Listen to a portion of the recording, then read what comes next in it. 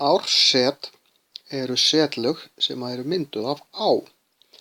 Áin hún skolar með sér sandi og grjóti, bara litlum steinum, og safnar þeim saman þar sem áin beygir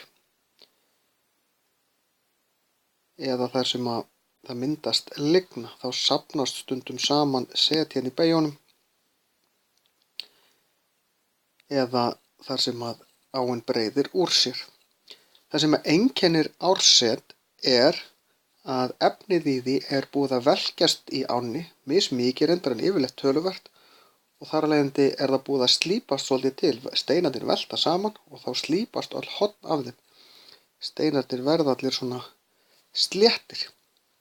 Það sem gerist líka er að steinarnir þeir raðast saman eftir stærð.